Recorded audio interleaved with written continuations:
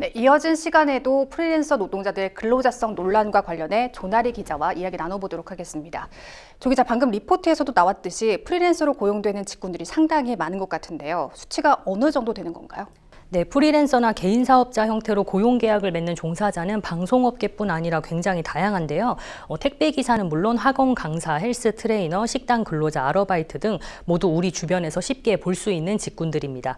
그런데 문제는 이들의 근무 형태가 근로기준법 적용을 받는 일반 근로자들과 크게 다르지 않다는 점인데요. 통상 프리랜서라 하면 일반 근로자들에 비해 근무 시간이나 공간의 제약을 받지 않고 여러 거래처를 상대로 일을 하는데요. 방금 언급한 직군 대부분은 한 사업체에서 직원처럼 일정한 관리 감독 하에 일을 하고 있다는 겁니다. 그럼에도 프리랜서 형태로 고용계약을 맺기 때문에 4대 보험이나 퇴직금 같은 기본적인 권리도 보장을 받지 못하는 문제가 발생하고 있습니다. 이 같은 노동자들을 비임금 노동자라고 하는데요. 2023년 기준 국내 비임금 노동자는 862만 명으로 추정되고 있습니다. 한 사업체에서 직원처럼 일을 하면 임금도 그렇게 받을 것 같은데요. 비임금 노동자라고 할 수 있습니까? 네, 그렇습니다. 앞서 리포트에서도 소개했던 외주 제작사 소속 PD 역시 11년간 한 제작사에서 일하면서 매월 15일 정기적으로 임금을 받았습니다. 법원에서는 사업장의 관리 감독 하에 임금을 목적으로 노무를 제공한 경우 모두 근로자로 보고 있는데요. 프리랜서라 할지라도 주 15시간 이상 근무 시 정규직 근로자와 마찬가지로 퇴직금을 받을 수 있다고 보고 있습니다. 지금 방송사 얘기만 주로 했지만 언론사에서도 프리랜서를 고용하는 경우가 있는데요. 주로 신문사나 잡지사에서 편집 기자나 편집 디자이너를 프리랜서로 고용하는 경우가 많습니다. 특히 주간지의 경우 업무량에 따라 다른데 일주일에 하루만 나와서 일을 해주는 곳도 있고요. 주 3일 이상 자신의 지정석에서 일을 하는 경우도 있습니다.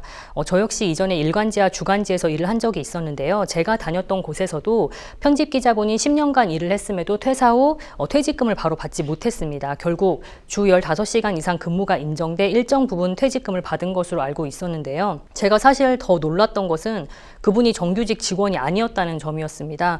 퇴사하시기 전까지도 전혀 몰랐고요. 그만큼 다른 직원들과 근무 환경에서도 차이가 없었기도 했는데요. 현재 근로자성 인정을 두고 다투고 있는 프리랜서 분들도 아마 마찬가지 사정일 것으로 보입니다. 네, 지금 사례에 비춰봐도 프리랜서라고 해서 퇴직금을 무조건 받지 못하는 건 아니라는 거네요. 네, 그렇습니다. 중요한 것은 사용자의 지시 감독 하에 업무를 진행했느냐가 중요한 건데요. 1년 이상 주 15시간 이상 근무를 했더라도 사용자와 종속적인 관계를 인정할 수 없다면 퇴직금을 받기 어렵습니다. 하지만 지금 문제가 되는 사안의 경우 종속관계가 있다고 주장하는 건데요. 명확하게 종속관계가 없다고 볼 수 있는 경우를 제외하고는 근로자성 문제가 제기될 때마다 양측이 서로 다른 주장을 하면서 법적 분쟁으로까지 번지고 있는 게 현재의 상황입니다. 이런 이유 때문에 같은 프리랜서라고 할지라도 누구는 퇴직금을 받고 누구는 퇴직금을 받지 못하는 일들이 벌어지고 있는데요. 리포트에서 나왔던 전 외주 제작사 소속 PD 역시 회사의 요구에 따라 계약서를 작성했는데 이후 그 계약서 때문에 오히려 근로자성을 인정받지 못했다고 비판을 했습니다. 관련해서 아내분에게 이야기를 들어봤는데요. 인터뷰 듣고 오겠습니다. 근로감독관님이 이제 저희한테 보내주시기 전에 전화를 먼저 주셨어요. 이렇게 판결이 날 것 같다. 그러면 이렇게 판단하신 가장 큰 이유가 뭐냐 말씀드렸더니 2020년도에 프리랜서를 보호하는 법을 만들고자 이제 계약서를 다 쓰게끔 만들었는데 그때 그 쓴 계약서 때문에 근로자가 아닌 게 것로 더 많이 판명이 났다라고 말씀하시더라고요. 네네네. 그래서 제가 선례를 많이 보니까 오히려 계약서를 안 쓴 분들은 더 상관없이 프리랜서가 아니라고 판단이 됐는데 저희는 보호받고자 했던 그 법으로 인해서 더 역설적으로 보호를 못 받게 됐어요.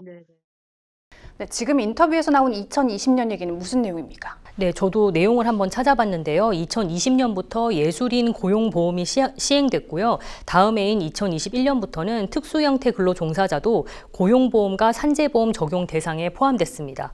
아마도 이런 분위기가 이어지면서 방금 사례의 당사자분도 계약서를 작성한 것으로 보이는데요. 이분의 경우 이전에는 한 번도 계약서를 작성한 적이 없었다고 합니다. 이때 처음 계약서를 작성했는데 오히려 이 계약서가 발목을 잡은 셈이 됐습니다. 네, 법원에서도 계약서의 내용이 중요한 게 아니라고 계속 판시를 하는 것 같은데요. 이런 문제로 퇴직금을 받지 못하는 프리랜서들도 상당할 것 같은데 어떻게 해결해야 할까요? 그렇습니다. 법원의 판단을 받기 전에 문제가 해결되는 것이 가장 좋은 방법일 텐데요. 노동계에서는 프리랜서 직군 중 무늬만 프리랜서에 해당하는 경우 프리랜서 계약이 아닌 근로계약서를 작성해야 한다고 강조하고 있습니다. 진재현 엔딩크레딧 집행위원장 역시 법률방송과의 인터뷰에서 이를 언급하기도 했는데요. 진 위원장은 계약서의 이름으로 노동자성을 판단하는 자체도 문제지만 애초에 이런 위장계약서를 쓰지 못하도록 관련 법을 만들고 철저히 감시해야 한다고 말했습니다. 네, 잘 들었습니다. 산업의 변화에 따라 직업도 다양해지면서 고용 형태를 둘러싼 분쟁도 늘고 있는데요. 법의 적용과 해석 또한 시대에 맞게 이루어져야 하겠습니다. 이번 주 현장 속으로는 여기까지입니다.